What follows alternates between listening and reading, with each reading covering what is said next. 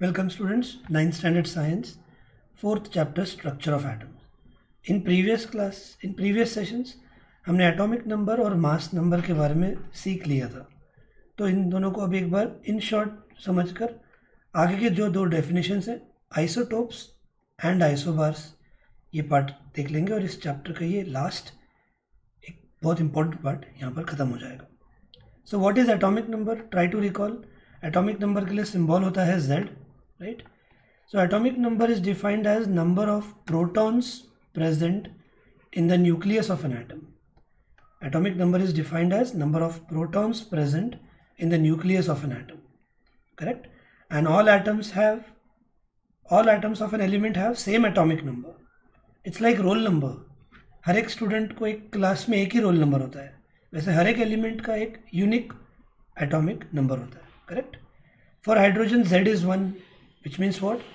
In hydrogen atom only one proton is present in the nucleus. For carbon Z is 6, which means there are 6 protons. So atomic number is defined as total number of protons present in the nucleus of an atom. Already इस सब के ऊपर cover हो चुका है part, और इसलिए fast तरीके से होगा. अब ये है एटॉमिक नंबर की list. Up to 18 atomic number तक की एलिमेंट्स दिए गए हैं जिनको आपको लर्न करने के लिए बोला भी गया है. करेक्ट? बढ़ते हैं आगे. The second one, every atom has some mass. याद रखना, every atom has got a mass, और वो मास जो है पूरी तरह से कॉन्सेंट्रेटेड होता है in the centre of the atom. What is present in the centre of the atom is nucleus. Correct? So we can conclude that the mass of an atom is practically due to protons and neutrons alone. What about electrons? याद करो, they have negligible mass. So protons and neutrons का मिलाकर जो है mass of an atom बोला जाता है. These are present in the nucleus of an atom. और एक नया definition भी है कि protons और neutrons they together are called nucleons. They together are called nucleons. Just to remember, they could ask you for 1 mark. Correct? Now, so mass of an atom resides in its nucleus. For example, mass of carbon is 12 units because it has got 6 protons and 6 neutrons. तो protons 6 है, neutrons भी 6 है. तो इनके ये number को ही add क्यों कर रहे हैं? बिकॉज 1 प्रोटॉन का मास 1 यूनिट होता है, एक न्यूट्रॉन का मास 1 यूनिट होता है. तो जितने प्रोटॉन्स और न्यूट्रॉन्स रहेंगे उतना ही उनका मास बन जाएगा. Therefore, mass number is defined as sum of total number of protons and neutrons present in the nucleus of an atom. It is denoted by capital A. एक और एग्जाम्पल है कि एल्यूमिनियम के इसमें 13 प्रोटॉन्स हैं एंड 14 न्यूट्रॉन्स हैं. So together their mass will go to 27 units. याद रखना ये पॉइंट. और मास नंबर के लिए सिंबल है कैपिटल ए. याद रखना, मास नंबर के लिए सिंबल है capital A. So Z is for atomic number and capital A. हो सकता है आप कैपिटल ए थोड़ी देर के टाइम एटॉमिक नंबर की तरह अज्यूम कर लो, but that will be wrong.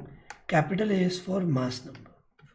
Then 10th standard में आप पीरियोडिक टेबल देखने वाले हो जिसमें ये सारे 118 एलिमेंट्स एक टेबल में अरेंज्ड है. उन टेबल में आपको ये एक फॉर्मेट दिखने वाला है कि बीच में सिंबल्स रहेंगे एलिमेंट्स के, और नीचे और ऊपर कोई ना कोई नंबर लिखा रहेगा. So what is that standard notation?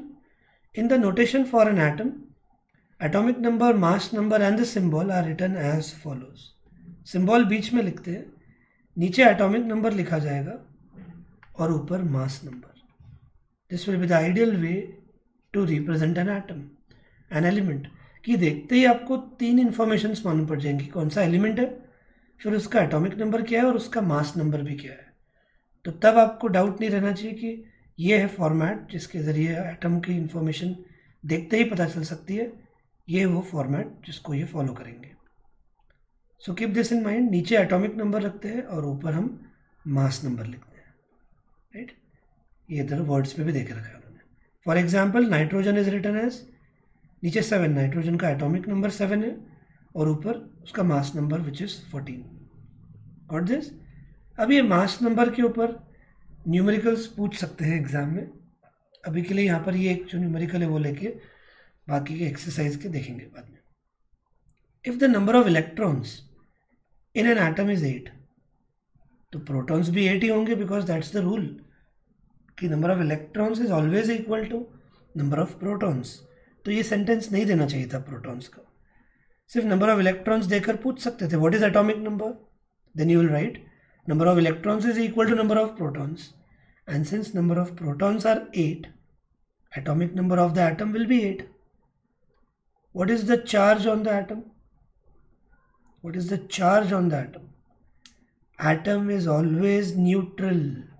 An atom is always neutral because number of protons are always equal to number of electrons. जितने positive charges होते हैं उतने negative charges रहेंगे, hence it will have no charge over it. So who have charge? Ion. When an atom loses electrons or gains electrons in order to complete its outermost orbit, ये balance बिगड़ जाता है and it will gain a charge, और इस बाद atom की identity change होकर हो जाएगी ion. Got this? Next question number 2 मुझे याद है हमने डिस्कस किया था. From that table find out the mass number of oxygen and sulfur. तो अभी अभी एक फॉर्मूला हम यहाँ पर लिख सकते हैं कि mass number means what, number of protons and neutrons. तो मास नंबर के लिए हम क्या लिखते हैं, capital A. So mass number is simply addition of protons and neutrons. Correct, आप ये लिख देना फॉर्मूला, आगे न्यूमेरिकल्स में इसका यूज होने वाला है. Mass number is nothing but sum of number of protons and neutrons present in the nucleus of an atom. Right, तो उस पॉइंट को ध्यान में रखते हुए ऑक्सीजन और सल्फर का अब आपको मास नंबर फाइंड करना है. तो ऑक्सीजन का एटॉमिक नंबर 8 है, तो प्रोटॉन्स 8 होंगे. न्यूट्रॉन्स कितने होंगे ये आपको लर्न नहीं करके रखना है, दैट विल वेरी. अब दिख रहा है मेजॉरिटी टाइम सेम है, पर कुछ केसेस में वो अलग भी है. तो न्यूट्रॉन के बारे में कभी इंफॉर्मेशन लर्न नहीं करनी है. Protons are always equal to electrons, ये बात याद रखो. और यहाँ पर क्वेश्चन पूछा with the help of a table है. एग्जाम में ये टेबल नहीं देते बैठेंगे तो पूछेंगे भी नहीं आपको. हाँ, कुछ एटॉमिक मासेस आपको 3rd चैप्टर में लर्न करने को बोले थे, that was a part of numericals based on molecular mass, वो आपको याद रखना है. तो प्रोटॉन्स ऑक्सीजन के 8 है और न्यूट्रॉन्स भी 8 है, तो मास कितना हो जाएगा 16. सल्फर का भी पूछा है, सल्फर के प्रोटॉन्स 16 है, न्यूट्रॉन्स भी 16 है, तो 1 एटम ऑफ सल्फर का मास कितना हो जाएगा 32 यूनिट्स. और ये दोनों की वैल्यूज आपने उस टेबल में लर्न भी की होंगी, याद आना चाहिए आपको बात.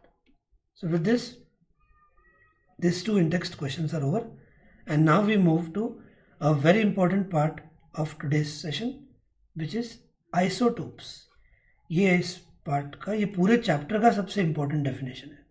Be very attentive and get the meaning of it. In nature, a number of atoms of some elements have been identified which have same atomic number, but different mass numbers. Nature में ऐसे कुछ elements हैं जिनके atom के atomic number तो वही रहेंगे, जैसे बोला था इट्स लाइक रोल नंबर, पर उनका मास नंबर अलग अलग है. अब एग्जाम्पल दिए बिना क्लियर नहीं होगा. सबसे इजी एग्जाम्पल जो अभी मुझे इनिशियली देना है वो है क्लोरीन एटम. अब क्लोरीन एटम का एटॉमिक नंबर तो 17 ही रहेगा, वो उसका यूनिक आइडेंटिटी नंबर है. तो लेकिन नेचर में ऐसे क्लोरीन एटम्स देखे गए हैं जिनमें कुछ क्लोरीन एटम का मास 35 यूनिट्स है और कुछ क्लोरीन एटम्स का मास 37 यूनिट्स भी है. So these are called isotopes. अब अगर डेफिनेशन को टारगेट करें इतने मीनिंग के बाद ही, isotopes are defined as atoms of same element. Why they are atoms of same element? क्योंकि एटॉमिक नंबर सेम रहने वाला है. एटॉमिक नंबर सेम रहकर एलिमेंट अलग अलग नहीं हो सकते हैं. तो कीवर्ड सबसे पहले atoms of same element having same atomic number. Same element है तो एटॉमिक नंबर सेम ही होगा, but different mass number. Mass number, इनको बोलते हैं आइसोटोप्स। तो क्लोरीन के कितने आइसोटोप्स आपको यहाँ पर दिख रहे हैं? क्लोरीन के नेचर में 2 आइसोटोप्स दिखते हैं। और कुछ स्टूडेंट्स का यहाँ पर अवेयरनेस आया होगा कि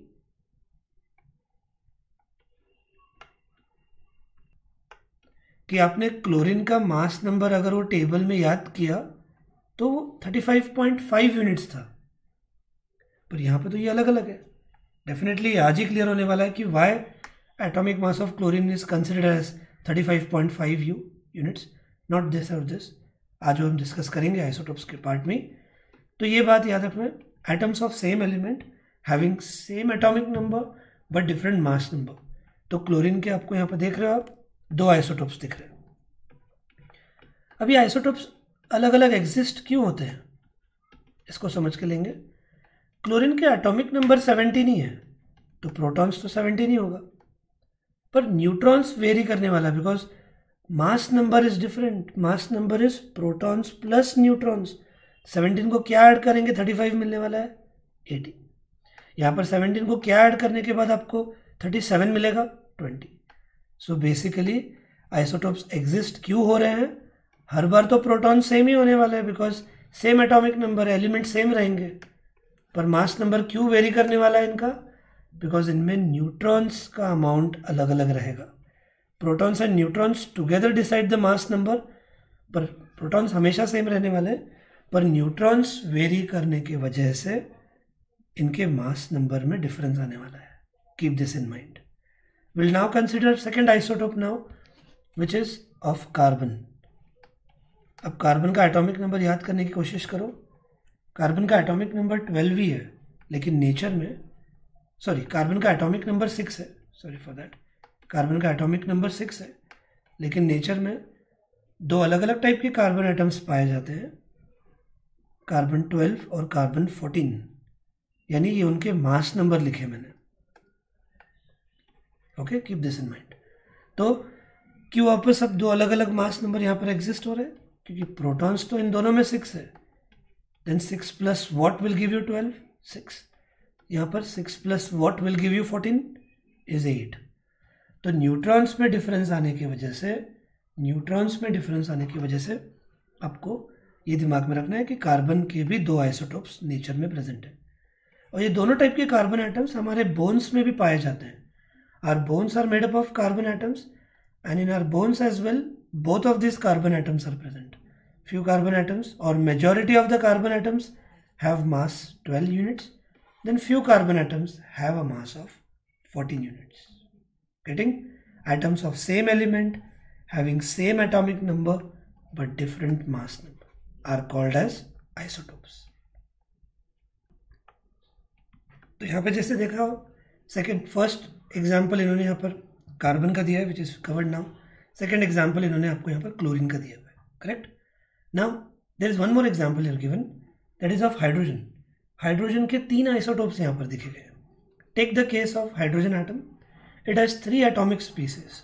अब हाइड्रोजन के ये तीनों आइसोटोप्स पर एक 1 मार्क का क्वेश्चन भी आता है, क्योंकि उनके नाम भी है ये अलग अलग आइसोटोप्स के, जो हर बार नहीं होते लेकिन हाइड्रोजन के हैं।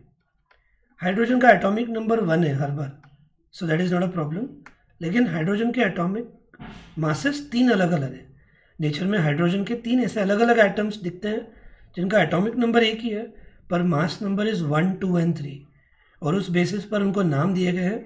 द फर्स्ट आइसोटोप जिसका एटॉमिक नंबर 1 और मास नंबर 1, प्रोटियम, जिसका मास नंबर 2 हो जाता है ड्यूटेरियम, और 3 हो गया मास नंबर तो ट्रीटियम, और ड्यूटेरियम के लिए कैपिटल डी भी एक सिंबल दिया गया है, और ट्रीटियम के लिए आप 1H3 लिख सकते हो।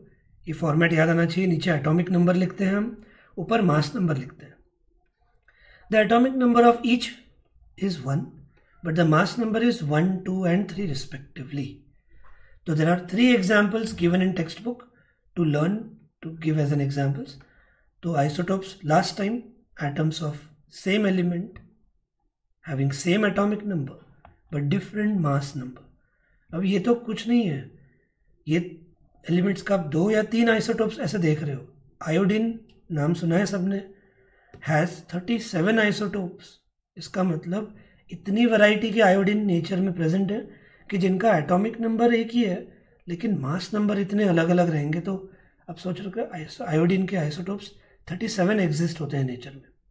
So that's here the definition, atoms of same element having same atomic number but different mass number. Therefore we can say that there are 3 isotopes of hydrogen atom, namely protium, deuterium and tritium, which is covered here. Got this logic? Now, many elements consist of a mixture of isotopes. Each isotope of an element is a pure substance. और कुछ में mixtures भी रहते हैं, उनमें थोड़े atom, जैसे हमारे बोन्स में थोड़े एटम कार्बन 12 के हैं, थोड़े एटम कार्बन 14 के हैं, तो हमारा भी बोन एक मिक्सचर है कार्बन के दोनों आइसोटोप्स का, correct. And each isotope is a pure substance. Carbon 12 एक अलग प्योर सब्सटेंस है, कार्बन 14 एक अपने आप में अलग प्योर सब्सटेंस है, right. Now we move to a very very important give reason why chemical properties of isotopes are similar. Why chemical properties of an isotopes are similar.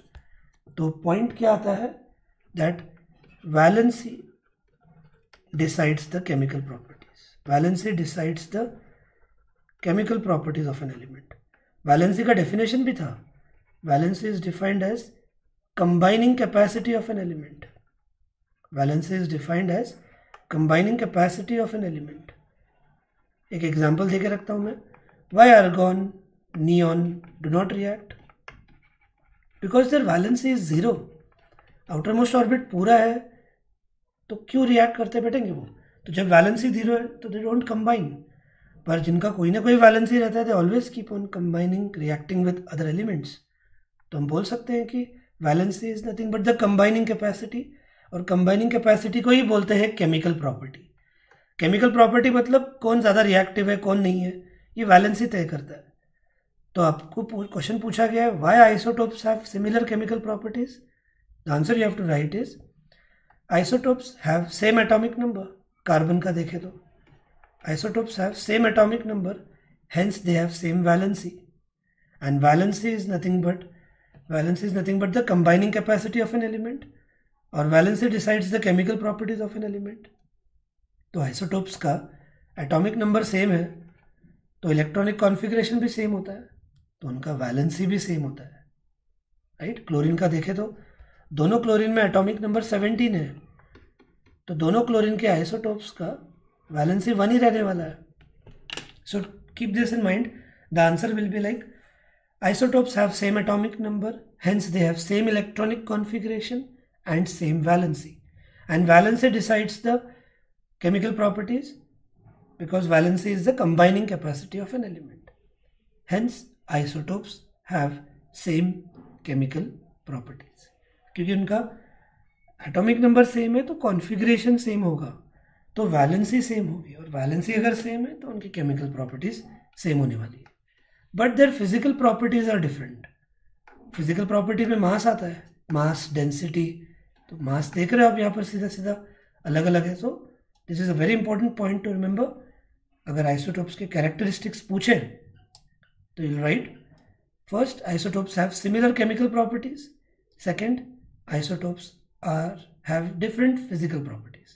Isotopes have different physical properties. Then third point you will write is many of the isotopes are radioactive. Many of the isotopes are radioactive. अब ये concept और ये topic आपके syllabus का नहीं है। Radioactive ये आपको 11th standard में डिटेल में सीखने को मिलेगा। See, every object in universe releases radiations. Majority of them are not harmful, but few of them are. तो ये रेडिएशंस रिलीज करने वाली बात क्या है। अब आप यहाँ पर आइसोटोप्स का एग्जांपल देखो, मैं थोड़ा इन शॉर्ट बताऊंगा, अच्छे से समझ में आया ठीक, otherwise just drop this concept. यहाँ पर आपको 2 क्लोरीन के एटम्स दिख रहे हैं, लेकिन इनमें एक ही कोई तो स्टेबल होता है, जिसमें प्रोटॉन न्यूट्रॉन थोड़ा ज़्यादा करीब हो वो स्टेबल रहता है, लेकिन जिसमें प्रोटॉन्स और न्यूट्रॉन्स में कुछ ज़्यादा ही डिफरेंस दिखे, those are not stable. So when they are not stable, they are radioactive. They release radiations in the form of neutrons and protons. they actually release neutrons, protons, few release electrons to become kind of stable. जैसे अभी देख रहे हो यहाँ पर neutron बहुत access में है, तो they could release radiations in the form of neutrons, और उनमें बहुत एनर्जी होती है. जब वो कोई भी सब एटॉमिक पार्टिकल रिलीज करते हैं तो उनमें बहुत ज़्यादा एनर्जी रिलीज होती है, याद रखना. तो ऐसा देखें तो कार्बन का ये फॉर्म स्टेबल है क्योंकि प्रोटॉन्स भी 6 है, न्यूट्रॉन्स भी 6 है. आप देख रहे हो, पर यहाँ पर देख रहे हो प्रोटॉन्स 6 है लेकिन न्यूट्रॉन्स 8 है. तो ये कार्बन एटम्स रेडियो एक्टिव है. They release radiations but they are not harmful. हमारे बोन्स में है यही रेडिएशन हार्मफुल रिलीज कर रहे होते तो बॉडी एग्जिस्ट में नहीं आती, तब के तब डिके हो जाती. तो ऐसे है ये आइसोटोप्स जिनमें एक आधा कोई स्टेबल होता है, बट ऑल अदर वंस जिनमें प्रोटॉन्स से न्यूट्रॉन्स थोड़े ज़्यादा ही डिफर करते हो, they release give out radiations. और इन्हीं रेडिएशंस का फिर यूज़ मेडिकल साइंस में किया जाता है. And here is the point, some of them are an isotope of uranium. Uranium के 3 आइसोटोप्स होते हैं, करेक्ट. 1 या 2 स्टेबल है लेकिन एक बहुत ज़्यादा रेडियो एक्टिव है. तीनों रेडियो एक्टिव है वैसे तो. An isotope of uranium is used as a fuel in nuclear reactor. Keep this in mind, all 3 isotopes are radioactive, लेकिन 1 या 2 को इजीली स्टेबल किया जा सकता है. लेकिन एक आधा आइसोटोप है जो ज़्यादा ही रेडिएशंस गिव आउट करता है एंड उसकी एनर्जी का यूज़ करके वाटर को बॉईल करते हैं, उससे स्टीम रिलीज होता है, स्टीम से टर्बाइंस रोटेट होते हैं and electricity is produced. This is a basic principle of working of nuclear reactor. आपको 10th स्टैंडर्ड में आने वाला है, तब डिटेल में देखेंगे. और इसलिए उसको बहुत स्ट्रॉन्ग शील्ड के ज़रिए प्रोटेक्ट करना पड़ता है. बहुत ड्रॉबैक्स है इसके. कभी भी रेडिएशंस अगर लीक हुआ है तो it could cause a huge destruction. Chernobyl in Russia आपने देखा होगा, सुना होगा इंसिडेंट कि रातों रात एक न्यूक्लियर पावर प्लांट में रेडिएशंस लीक हुए and within an hour और within midnight it killed round about 60,000 to 1 lakh people within a midnight. तो ये बहुत हॉरिबल हो सकता है. An isotope of cobalt. अब कोबाल्ट के आइसोटोप्स को कंट्रोल किया जा सकता है, उनके रेडिएशंस को, and that is used in the treatment of cancer.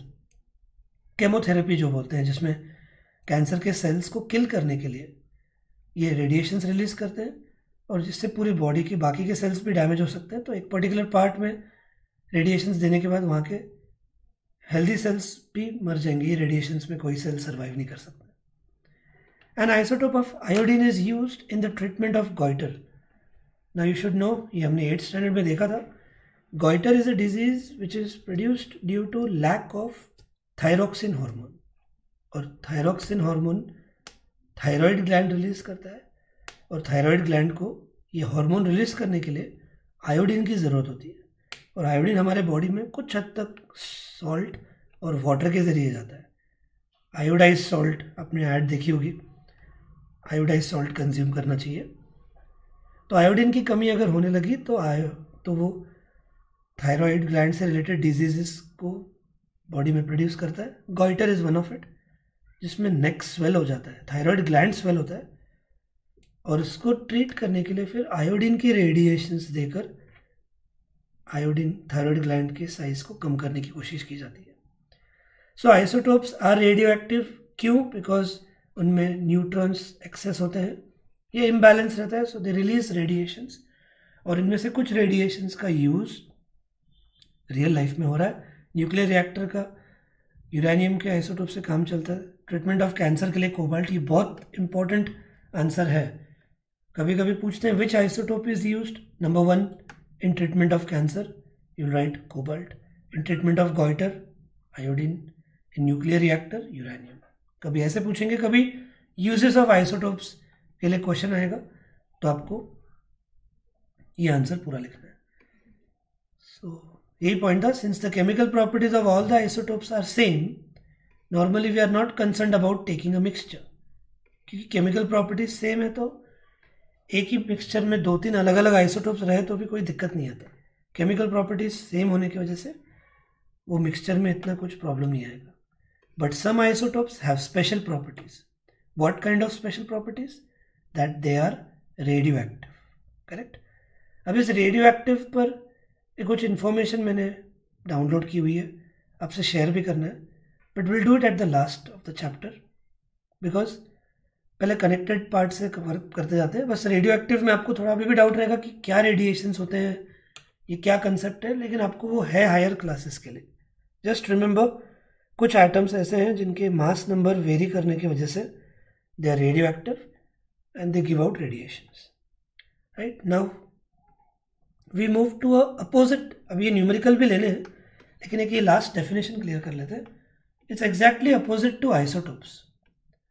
अभी पॉइंट क्या क्लियर किया था कि isotopes are atoms of same element having what, having same atomic number but different mass number.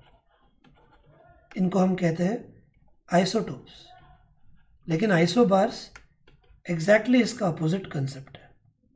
अब ये क्या है, इनमें क्या सेम रहेगा और क्या डिफरेंट रहेगा ये समझ के लेते हैं. इनमें एग्जैक्टली अपोजिट, इनमें एटॉमिक नंबर अलग रहेगा पर इनमें मास नंबर सेम रहने वाला है. And because atomic number will be different, your definition will start with atoms of different element.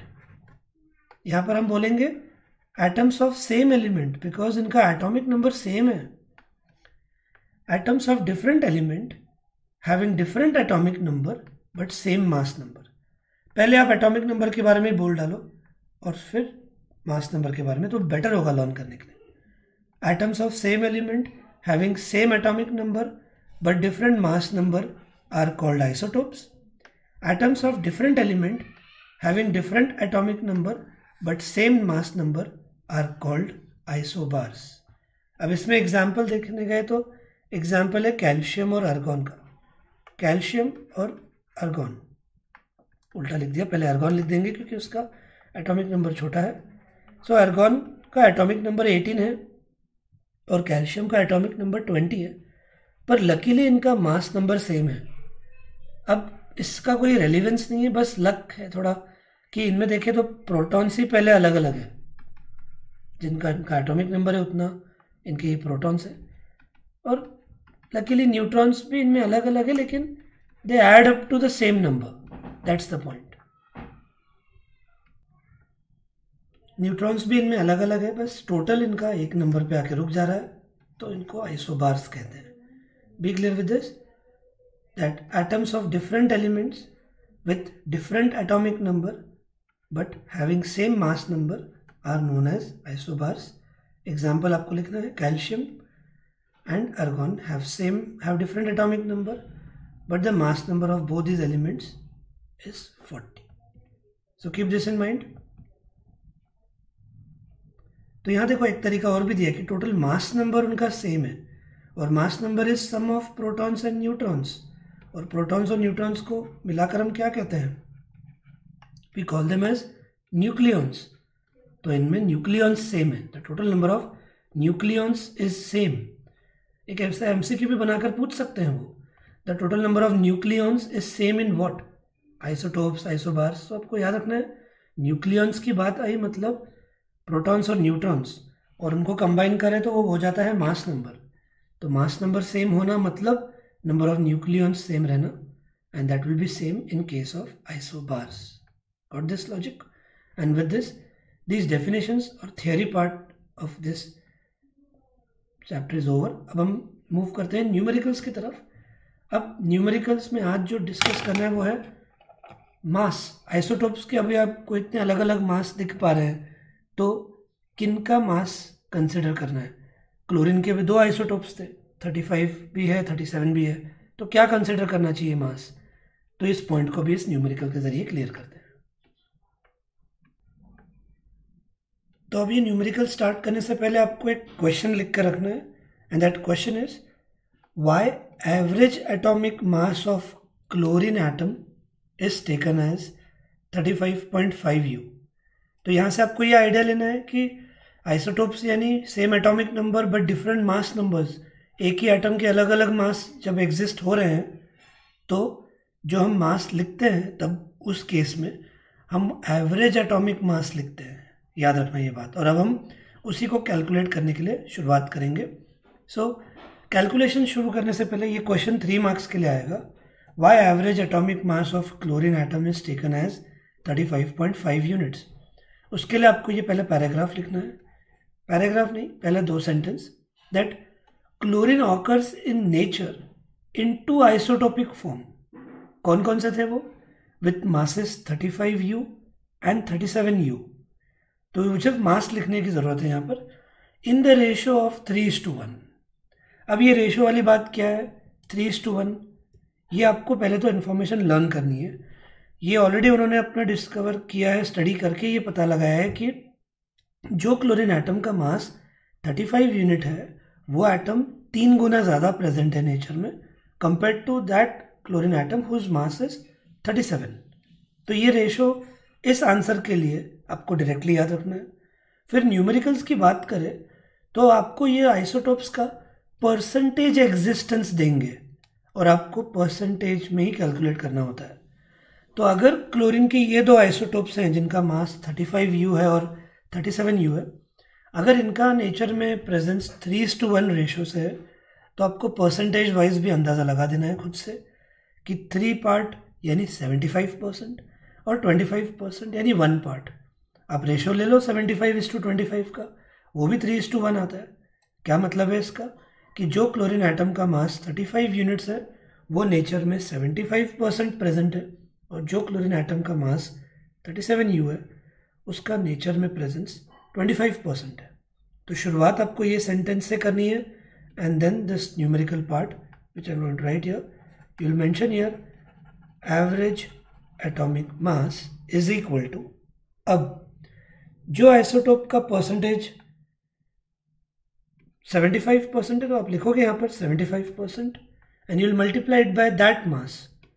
तो फर्स्ट आइसोटोप का कितना परसेंटेज प्रेजेंट है नेचर में? 75%। तो 75/100 ऑफ 35 प्लस दूसरे आइसोटोप का कितना परसेंटेज एग्जिस्टेंस है? 25% मल्टीप्लाइड बाय दैट मास। तो ये तरीका है एवरेज एटॉमिक मास फाइंड करने का। जो आइसोटोप का परसेंटेज जितना भी हो, right that percentage out of 100 multiplied by the mass of that isotope plus दूसरे का जो परसेंटेज एग्जिस्टेंस है, right that percentage out of 100 multiplied by the mass of that second isotope and that's it. This is the way you are going to solve the sum. तो average atomic मास, तो शुरुआत आपको ये sentence लिख कर करना है and therefore average atomic mass will be 75% of 35 plus 25% of 37, because जो क्लोरीन एटम का मास 35 है यूनिट्स वो नेचर में 75% प्रेजेंट है और जो क्लोरीन एटम का मास 37 यूनिट्स है उसका परसेंटेज एग्जिस्टेंस 25% है। एंड नाउ व्हाट, दोनों तरफ अपॉन 100 आने वाला है। You will have to do this multiplication, write their answers here. दोनों का डिनोमिनेटर सेम होने की वजह से you will add the numerators and write it here और वो आंसर जो आने वाला है वो आएगा 3550/100। Now I can guess here is, you will come to know in a minute. एक 0 कट हो गया और ऐसा करने के बाद ही आपको आंसर मिलने वाला है 35.5 यूनिट्स, जो आप यहाँ पर देख रहे हो। अपॉन 10 है तो पॉइंट 1 डिजिट पीछे चला जाएगा और ये आंसर मिलेगा। So this will give you 3 marks. Got the logic? कैसे न्यूमेरिकल सॉल्व करते हैं कि जो परसेंटेज एग्जिस्टेंस है multiplied by that mass, add इस तरह से करके आपको एवरेज एटॉमिक मास निकालना है फॉर क्लोरीन। जिनको अभी भी कुछ अगर दिक्कत है तो एक और सम और 2 सम्स हैं इस एक्सरसाइज में जिसको पूरा कर लेते हैं। This are based on isotopes. इस एक्सरसाइज के बाकी के क्वेश्चंस को भी डिस्कस किया जाएगा एक सेशन में। फॉर टाइम बिंग अभी हम ये 2 क्वेश्चंस कर देते हैं। वेल, क्वेश्चन नंबर 8 अभी हो गया है इसलिए सिर्फ हाईलाइट कर देता हूँ। That is important, very important question of this chapter. Explain with example atomic number, mass number, isotopes and isobars and give any 2 uses of isotopes. तो ये पूरा सेट अभी हमने कंप्लीट कर लिया है। अब आज के सेशन में ये 2 न्यूमेरिकल्स को पूरा कर देंगे। Let's start with the 10th one. If bromine atom is available in the form of say 2 isotopes, तो आपको यहाँ पर ब्रोमीन के 2 आइसोटोप्स दिए हैं। एटॉमिक नंबर से हमको कोई मतलब नहीं है, वो सेम ही रहना चाहिए। We are interested in mass number. तो फर्स्ट आइसोटोप जो ब्रोमीन का है उसका मास 79 यूनिट्स है। सेकेंड आइसोटोप जो ब्रोमीन का है उसका मास 81 यूनिट्स है। और ये देखो उनका परसेंटेज एग्जिस्टेंस रेडी दिया हुआ है। क्लोरीन के केस में आपको रेशो याद रखना है और उसका परसेंटेज कन्वर्जन हमने कर लिया, लेकिन न्यूमेरिकल्स में आपको दे के रखेंगे। तो देख रहे हो आप यहाँ पर हार्डली कुछ परसेंटेज डिफरेंस दिख रहा है, करेक्ट। फिर भी calculate the average atomic mass of bromine atom. अब के केस में तो डायरेक्टली स्टार्ट करोगे आप एवरेज एटॉमिक मास। कैसे एवरेज निकालते हैं हम? पहले ब्रोमीन का जो आइसोटोप है उसका परसेंटेज एग्जिस्टेंस कितना है? 49.7%। तो हम परसेंटेज लिखते हैं and we multiplied by that mass. तो पहले ब्रोमीन आइसोटोप का मास कितना है? 79 प्लस। अब दूसरे ब्रोमीन एटम के लिए देखेंगे। दूसरे ब्रोमीन एटम का परसेंटेज एग्जिस्टेंस है 50.3। दूसरे ब्रोमीन एटम का परसेंटेज एग्जिस्टेंस है 50.3। और अब हम इसको इसके मास के साथ मल्टीप्लाई करेंगे और उसका मास कितना है? इट्स 50.3। सॉरी उसका मास है 81। तो ये तरीका है सम्स को सॉल्व करने का। फर्स्ट आइसोटोप का परसेंटेज एग्जिस्टेंस लिखना है multiplied by that mass, plus second isotope का परसेंटेज एग्जिस्टेंस लिखना है मल्टीप्लाइड बाय दैट मास। अब कैलकुलेशंस तो मेरे से एक्सपेक्ट करना मत, दोनों में अपॉन 100 डिनोमिनेटर में रह जाएगा। What you will have to do is multiply these 2 values, right it here, plus इन दोनों को मल्टीप्लाई करके यहाँ लिखना है, ऐड करो, डिवाइडेड बाय 100 कर लो। और आंसर जो है कॉमन सेंस है कि 2 आइसोटोप्स का मास जब दे के रख रहे हैं तो आंसर उसके बीच में कोई तो आना चाहिए। तो आंसर उसके बीच का ही कोई तो रहेगा, क्योंकि 2 मास के बीच का एवरेज हम निकाल रहे होते हैं। सो क्रॉस चेक करने के लिए ये एक तरीका यूज़ कर सकते हो।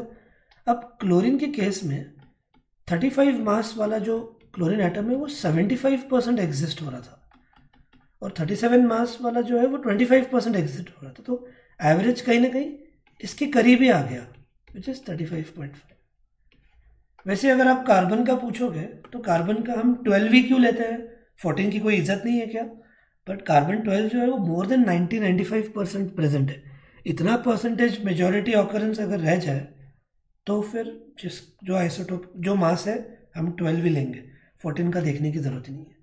लेकिन बाकियों में देख रहे हो आप थोड़ा परसेंटेज चेंजेस, ये 50% है, ये भी 50% है, तो कांटे की टक्कर है, तो थोड़ा कुछ तो एवरेज निकालना पड़ सकता है। So this is how we find average atomic mass of elements. तो अभी 2 सम्स हो गए हैं जहाँ पर परसेंटेज की मदद से उन दोनों के आइसोटोप के मास हमको मालूम थे, हमने फाइंड किए। लेकिन अब 11th थोड़ा हट के क्वेश्चन है। Average atomic mass of a sample of an element is already given to you. Average atomic mass already देकर रखा है as 16.2 units. What are the percentage of these 2 isotopes in the sample? तो percentage existence इस बार पूछा है। अब element कौन सा है ये प्रेडिक्ट यहाँ पर नहीं करते बैठना है आपको।